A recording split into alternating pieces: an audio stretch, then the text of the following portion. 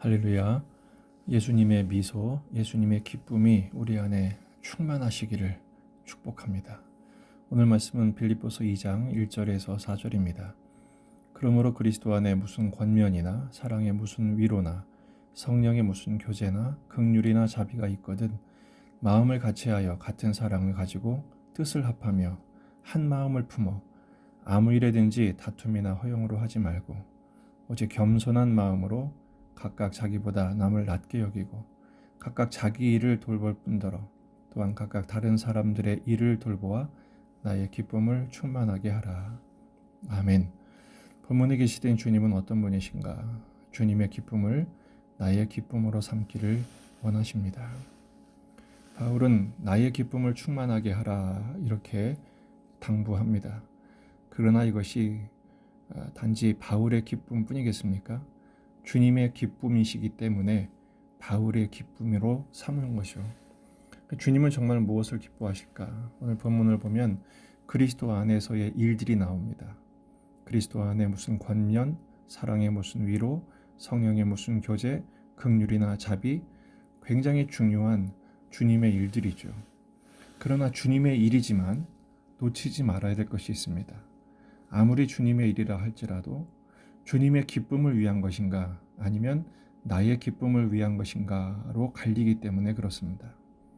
주님을 위해서 하는 거지만 겉으로는 권면이고 위로고 교제고 긍휼이고 자비지만 결국 자기 기쁨, 자기 의를 드러내기 위한 그래서 오히려 상대방을 아프게 하고 평생의 상처를 남기는 그런 일들로 전락되는 경우가 허다합니다.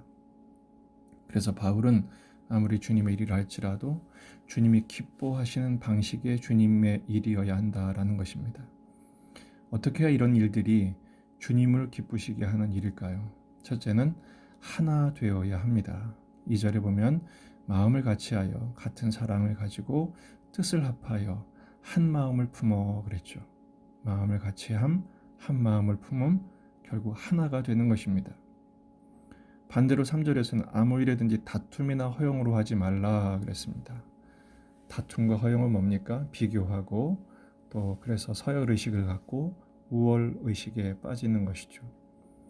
4장 2절을 보면 내가 유오디아를 권하고 순두개를 권하노니 주 안에서 같은 마음을 품으라 라고 권면합니다. 아마도 빌립보 교회 안에 유력했던 두 여성들이 많이 다퉜던 모양입니다. 다툼과 허용으로 사역을 했던 것 같아요.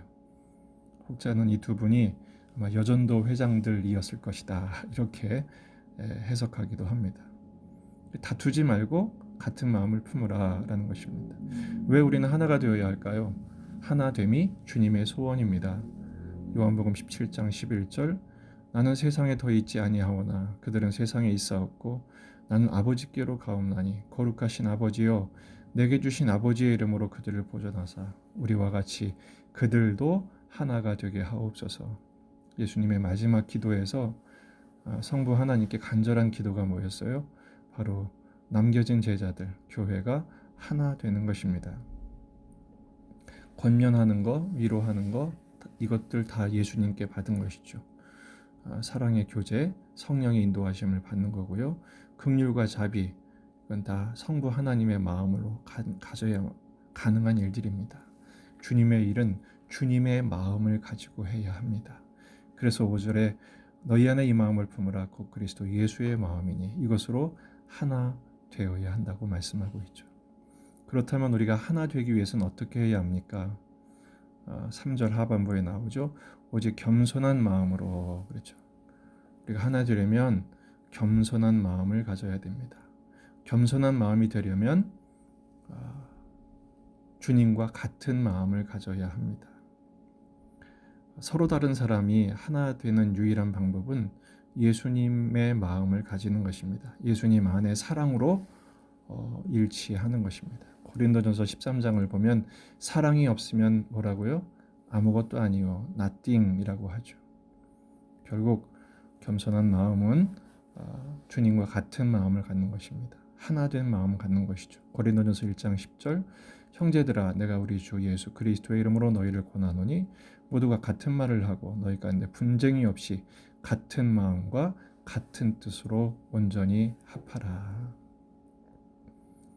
공통분모, 예수님의 마음, 예수님의 사랑으로 우리가 하나 되기 위해서 그만큼 자신을 깎아야 하죠. 그래서 두 번째, 남을 낮게 여겨야 합니다. 내가 아무리 옳아도, 내가 아무리 더 나아 보여도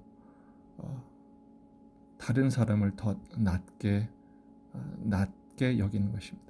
다툼과 허용으로 하지 않고 나만 옳고 나만 높은 것이 아니라 내가 더 맞다. 겸손을 선택하는 것입니다. 옳음보다 겸손을 선택하는 것이죠. 어거스틴은 이런 말을 했습니다. 기독교인의 가장 중요한 게 뭐냐?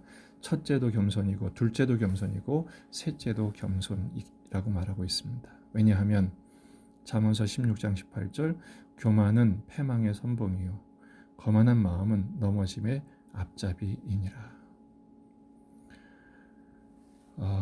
그리스도인들에게 가장 중요한 것은 옳고 그름이 아니라 얼마나 겸손한 주님의 마음을 가졌느냐에 달려있는 것이죠. 세 번째는 하나 되기 위해서 섬기는 것입니다. 남의 일을 돌보는 것이죠. 각각 자기 일을 돌볼 뿐더러 다른 사람의 일들도 돌보라고 권면합니다. 어떻게요? 위로의 말, 베푸는 손, 화해의 중재자가 되는 것이죠. 성령님의 도구가 되는 것입니다. 성령님은 우리가 하나 되는 일에 우리를 쓰기를 원하십니다. 사탄은 가정과 공동체를 깨뜨리는 데 앞장서죠. 갈라디아서 6장 2절 너희가 짐을 서로 지라 그리하여 그리스도의 법을 성취하라. 그리스도의 법이 뭡니까? 서로의 짐을 서로 지는 것입니다. 나누어지는 것이죠. 오늘 우리 함께 기도할 제목은 이것입니다. 내 기쁨을 위해 나를 드러내는 것이 아닌 주님을 기쁘시게 드리는 겸손과 섬김과 사랑으로 가정과 교회를 하나 되게 하는 도구로 써 주시옵소서. 때로 내가 옳고 내가 억울하고 내가 손해가 된다 할지라도 주님이 진리셨지만 기꺼이 죄인의 자리까지 내려와 묵묵히 십자가를 지신 것처럼 예수님의 뒤를 따라 교회를 하나 되고 가정을 하나 되고 하나님 나라를 하나 되게 하는 일에 십자가 지는 십자가의 제자가 되게 하옵소서.